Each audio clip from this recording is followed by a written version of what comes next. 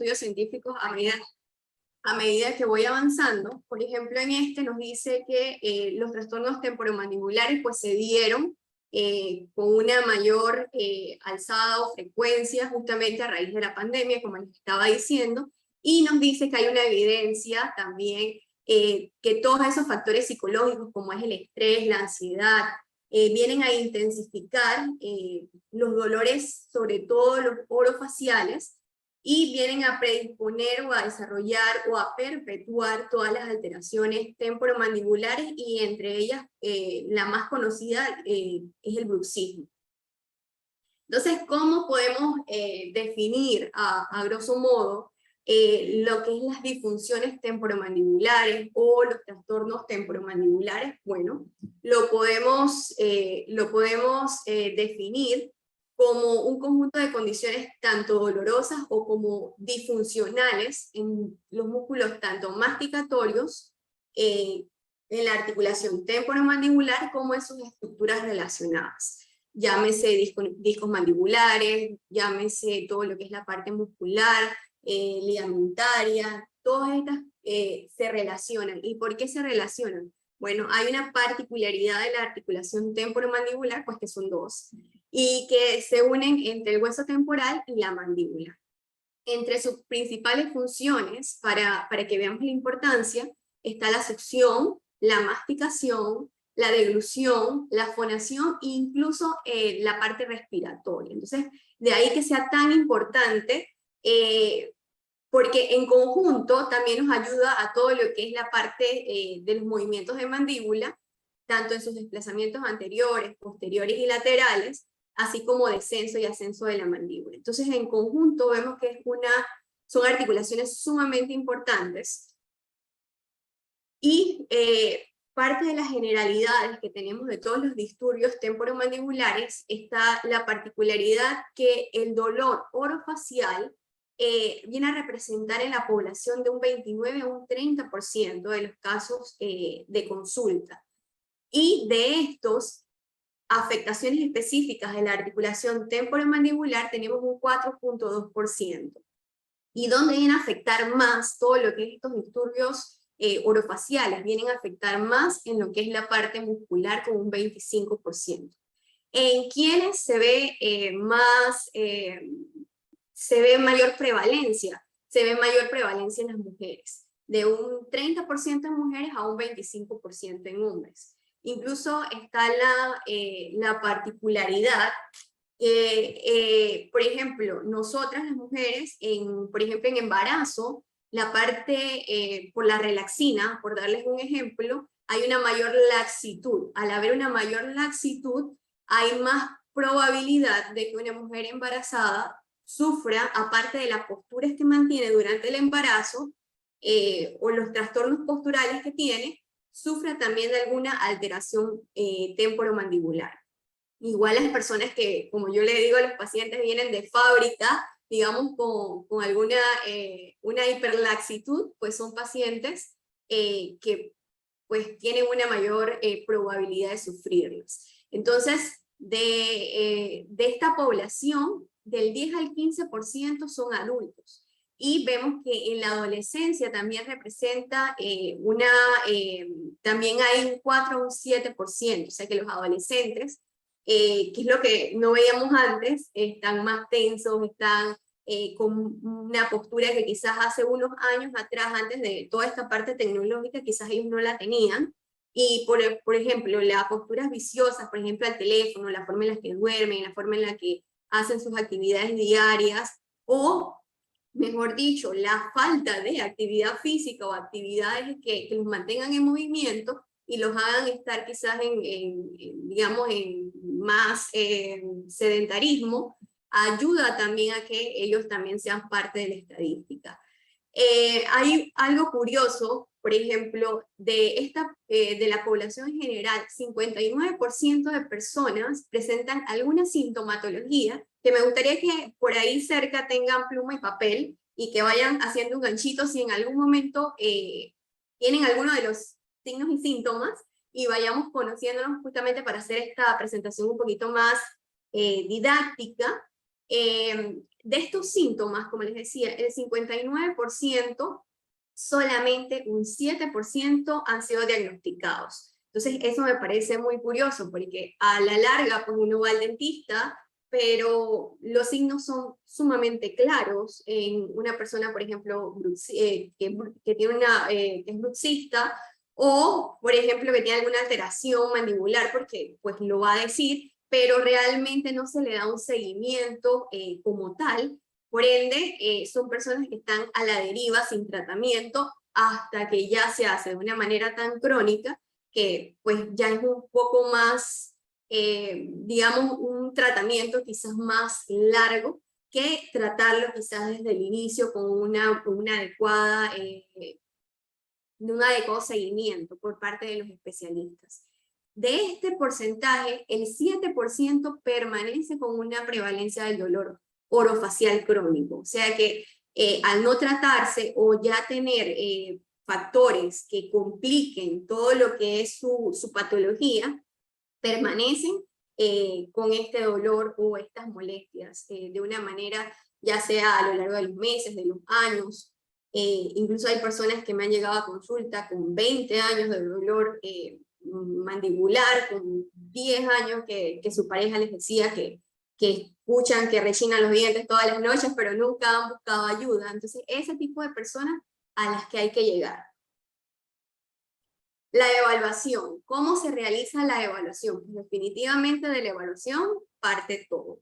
En el área de salud, pues de aquí parte absolutamente todo. ¿Y qué es lo que nosotros buscamos? O por lo menos lo que yo busco en consulta, evaluar. Pues definitivamente las manifestaciones clínicas que tiene el paciente o la paciente, el tipo de dolor que presenta, qué manifestaciones tiene, la localización, la intensidad del dolor, que yo evalúo en particular también, evalúo mucho lo que son las alteraciones posturales de cabeza y de cuello. ¿Por qué? Porque la postura nos va a decir, sí, independientemente de lo que nosotros hacemos en consulta, si el paciente tiene una mala postura o una postura viciosa, pues definitivamente eso va a ser un ciclo vicioso que va a ser difícil de romper si no eliminamos el problema de raíz, que es hacer la conciencia en el paciente que tiene que mejorar esa parte postural. También está la evaluación de los ruidos articulares y la limitación del movimiento. O sea, si el paciente tiene una limitación para la apertura mandibular, pues definitivamente eso es importante justamente para tener la base de dónde empezamos y cómo vamos a ir avanzando. ¿Qué evalúo también en la parte, qué evalúo también, para la redundancia, en la evaluación? Evalúo mucho lo que es la parte de el escáner termográfico. ¿Por qué? Porque vamos a ver este ejemplo en particular. Miren la diferencia de esta paciente entre su lado derecho y su lado izquierdo, haciendo, para los que estuvieron en las presentaciones anteriores, todo lo que es la parte blanca es donde hay mayor inflamación. Entonces, aquí es una guía que me dice a mí, independientemente de lo que yo consiga palpar, sentir o ver en la evaluación, yo consigo ver exactamente hacia dónde se irradian o hacia dónde están todas esas alteraciones o toda esa inflamación. Entonces, en esta paciente en particular, hay mucha diferencia entre su lado derecho y su lado izquierdo. Es una paciente que viene a consulta, una paciente con bruxismo crónico, que adicional tiene tinnitus, y adicional está la parte del equilibrio, la coordinación y la parte postural. Entonces, esta paciente en particular, a mí de nada me sirve, por ejemplo, evaluar solamente lo que es, por ejemplo, la articulación temporomandibular. Si yo no evalúo, por ejemplo, lo que es la parte postural. Si yo no veo, por ejemplo, que hay un cuello adelantado. Si yo no veo, por ejemplo, que hay inflamación a nivel de esternocleidos mastoideos. Si yo no palpo y siento que hay contracturas a nivel de trapecio, que hay contracturas a nivel interescapular, que todo eso en conjunto me va a ayudar a que pues sigamos el ciclo vicioso y que no consigamos, por ejemplo, trabajar de la mejor manera esa parte, por ejemplo, todo ese tratamiento que va enfocado a la parte del bruxismo, se trabaja también, se trabaja también con otros especialistas. Recuerdo que en ese momento también se trabajó con acupuntura, justamente por la parte del tinnitus, y aquí está la importancia de referir a los especialistas.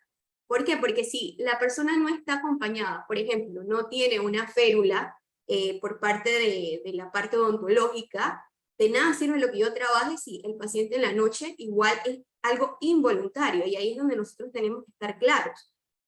Tú le puedes decir a la persona, no apriete los dientes, no rechine los dientes, pero realmente es algo totalmente inconsciente. O sea, es imposible que nosotros podamos hacerlo todos solos, y ahí es donde está la importancia. La evaluación de la pisada o la evaluación postural, ¿por qué es importante? ¿Por qué? Porque me dice que si la persona tiene una dismetría de miembros inferiores o tiene unas descargas de peso, por ejemplo, totalmente rotada, pues desde el cuello, desde la cabeza, esa persona me va a compensar. Entonces, si yo no corrijo desde la base, pues definitivamente en ningún momento voy a llegar a mi objetivo, que es que el paciente sea lo más funcional posible dentro de su patología. Igual, esta es otra paciente, ella tiene una alteración mandibular, podemos observar igual la diferencia. Vamos a mostrarle la paciente anterior. No sé si consiguen ver la diferencia entre una y la otra. Igual, por ejemplo, ella en particular tenía muchos dolores de cabeza, principalmente del lado derecho, y dolor en el oído, dolor en esternocleidomastoideos, tenía una diferencia de miembros inferiores, escoliosis. Entonces, todas estas cosas en conjunto me ayudan a mí a evaluar de una mejor manera al paciente, a reeducar a ese paciente de la mejor manera posible, en este caso un adolescente. Entonces, habían posturas viciosas al momento de estudiar, al momento de ver televisión, al momento de cosas simples, por ejemplo, como masticar, le gustaba masticar chicle, por decirle algo. Entonces, pues definitivamente, ¿cuándo vamos a avanzar ahí? Entonces, todas esas cosas hacen parte de lo que nosotros debemos trabajar.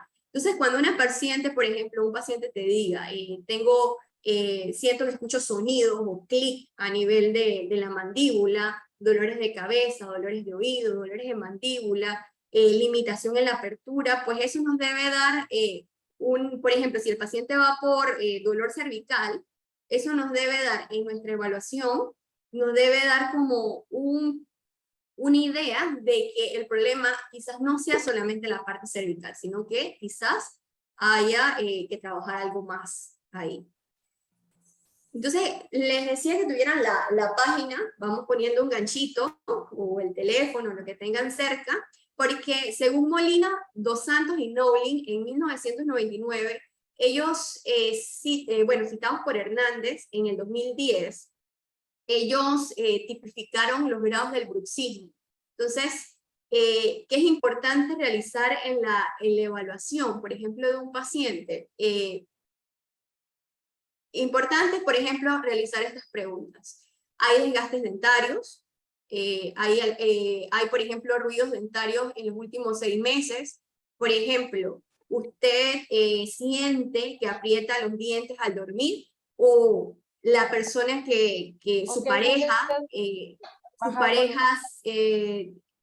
su pareja, por ejemplo, le dice que aprieta los dientes o que los rechina? Eso me dice un ganchito.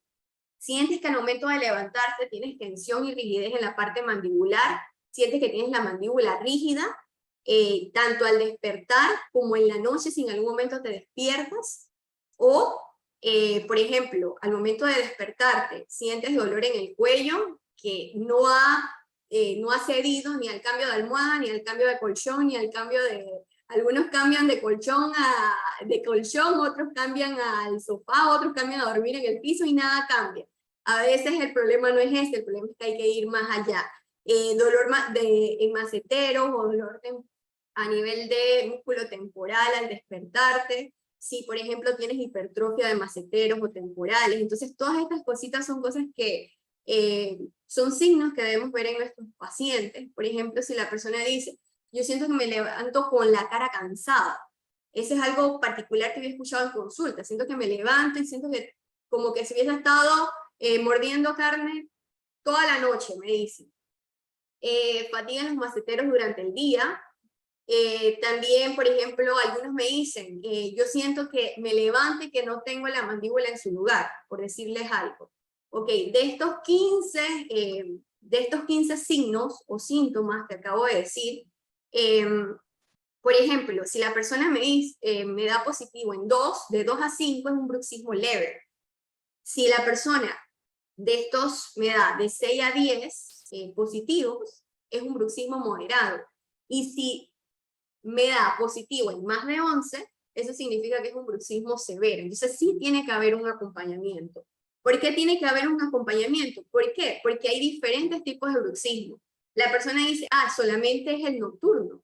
No, no es solamente el apretar los dientes en la noche. Está el apretar, sí, que puede ser en cualquier momento. Está el frotar, justamente que los dientes hagan esa frotación. Está hacerlo, tener el bruxismo de noche, de día, y también está el bruxismo mixto.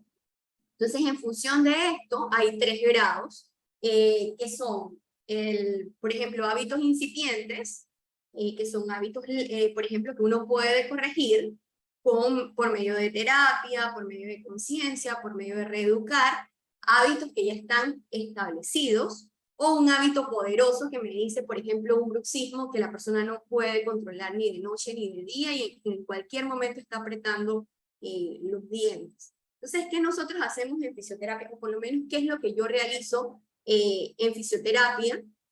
Pues definitivamente cada persona es diferente. ¿Que se realice lo mismo en cada consulta? Pues definitivamente no. ¿Por qué? Porque la particularidad que tienen las alteraciones mandibular son simples.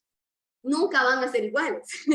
Entonces, en función de que nunca van a ser iguales, ahí es donde nosotros como profesionales debemos tener no solamente un diagnóstico claro, sino ir evaluando constantemente lo que el paciente necesita.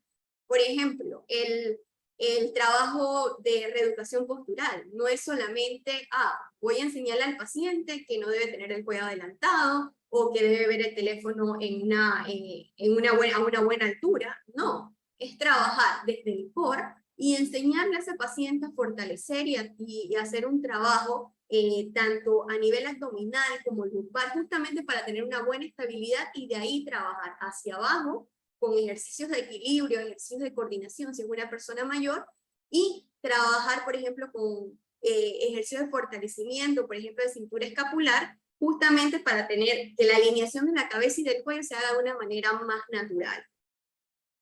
Por ejemplo, ejercicios mandibulares, movilizaciones, estiramientos, que eso van a hacer tanto de una manera pasiva como de una manera donde el mismo paciente lo haga en su casa. O sea, se le mandan ejercicios o se le mandan tareas que el paciente pueda realizar en casa.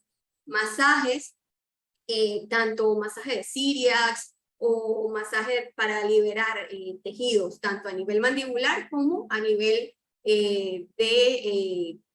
por ejemplo, de músculos tanto pectorales, escalenos, esternocleidomastoideo, trapecio. Justamente ahí es donde nosotros vamos a ir haciendo el trabajo de una manera más global.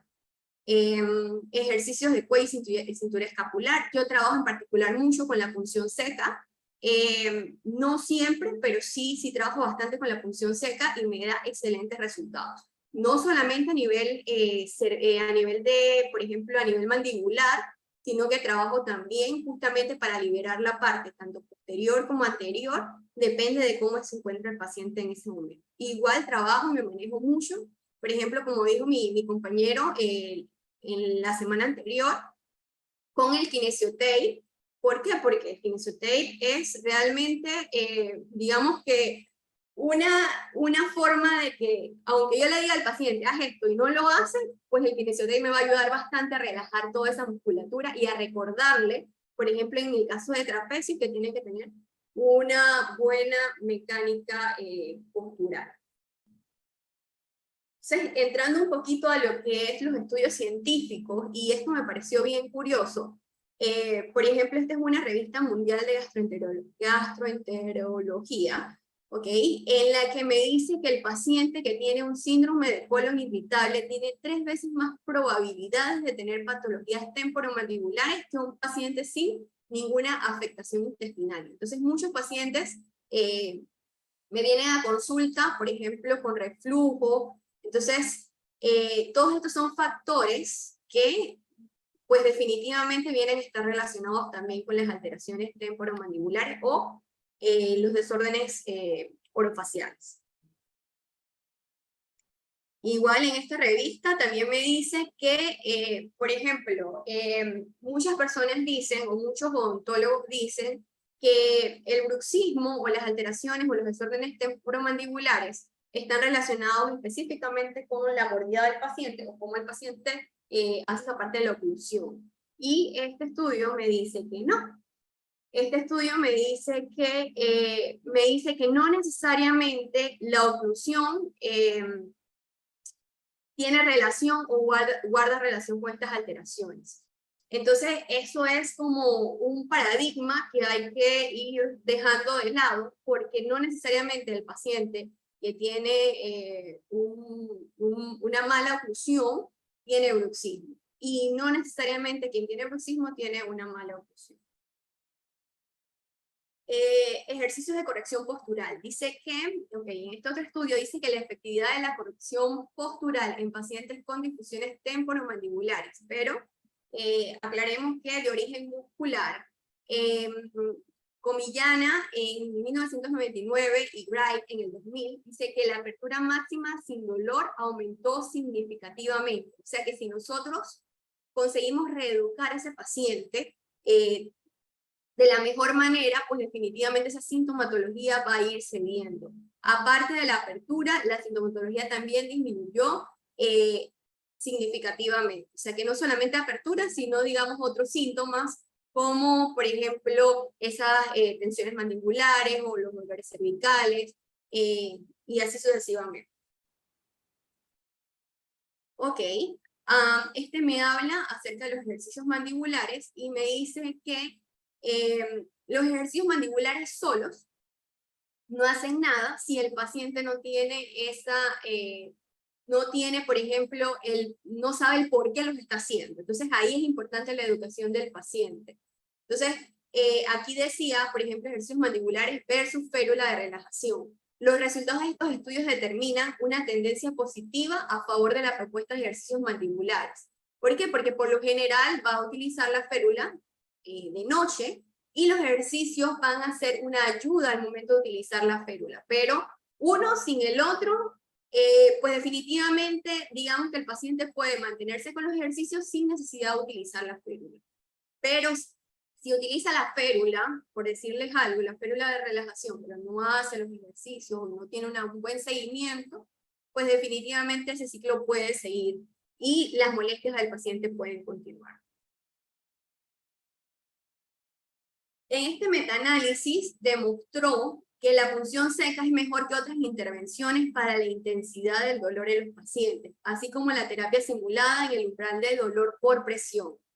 Igual hacen falta más estudios y de mejor calidad para este metaanálisis, pero definitivamente, por lo menos en consulta, yo sí puedo decir, a manera de experiencia ya en estos años, que definitivamente no es solamente la punción seca, sino que es el conjunto de todos los tratamientos los que nos ayudan a dar una buena efectividad o un tratamiento más efectivo a largo plazo, que es lo que nosotros buscamos. Que el paciente no esté siempre con nosotros, sino que venga de una manera, digamos, que venga a terapia de manera eventual, pero que su sintomatología no se agrave, justamente por no venir a terapia.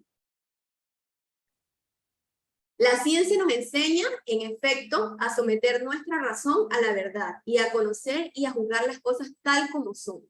Es decir, como ellas mismas eligen ser y no como nosotros quisiéramos que fueran. Muchísimas gracias, te lo dijo Miguel de Unamuno. No sé si tienen alguna pregunta, si tienen alguna duda.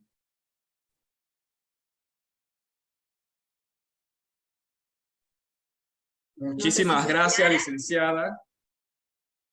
Gracias por la excelente información que nos ha dado en el día de hoy sobre el bruxismo y toda la relación que tiene con todo lo que es la postura y todo lo demás. Sí, damos el espacio para las personas que deseen hacer alguna pregunta o algo en particular, hacer algún comentario. Pueden abrir su micrófono o también hacer preguntas por el chat. Voy a abrir aquí el chat para ver el licenciado José de Puy. Gracias por la información. La senadora Alice Montesa, ¿el bruxismo se puede curar o solo se controla?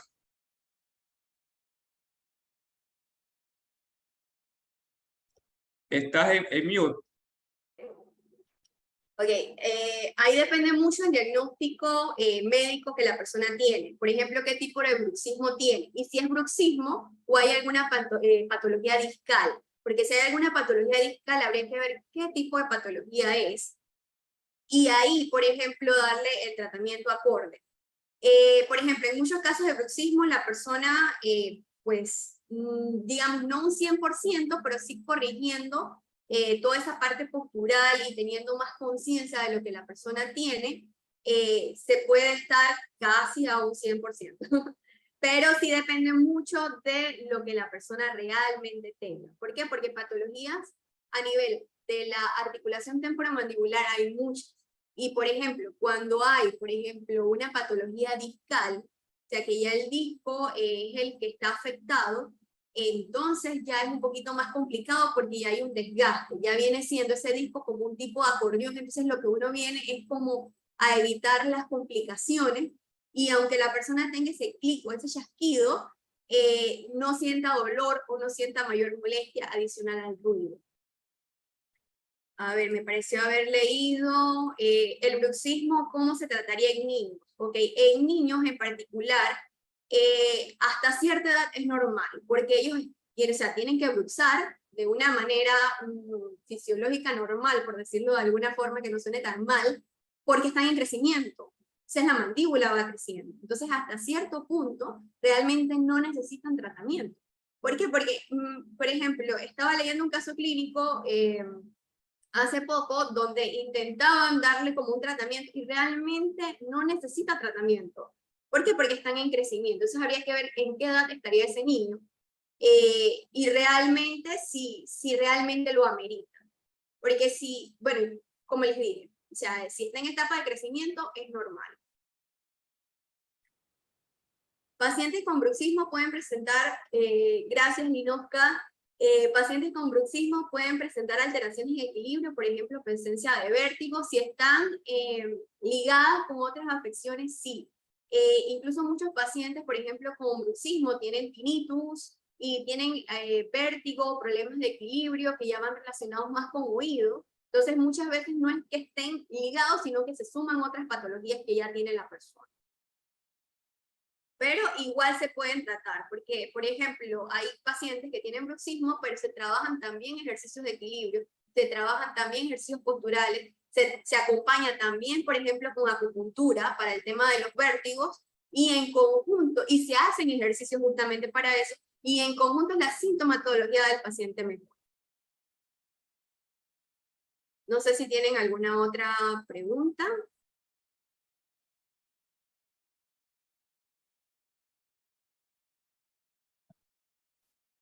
Excelente, licenciada. Muchísimas gracias por toda la información que nos ha dado en el día de hoy. Y bueno, no sé si alguien más tiene alguna pregunta o algún comentario. Si no, no nos queda más nada que agradecerles a todos por la participación en el día de hoy, en este almuerzo y aprende con Kinesis. Y desde ya los invitamos al próximo miércoles. Tenemos otro tema con otro especialista, en donde también estaremos abordando sobre informaciones importantes para todo lo que tiene que ver con la salud. Así que los invitamos para el próximo miércoles a la 1 de la tarde igualmente. Y la siguiente docencia de especialistas, donde tenemos 3 invitados especiales, será el jueves 14 de agosto a las 7 de la noche. Así que también están cordialmente invitados. Así que no me queda más nada que agradecerles, desearles una feliz tarde, un delicioso almuerzo y nos vemos en la próxima. Saludos, un fuerte abrazo, saludos y éxitos. Hasta luego.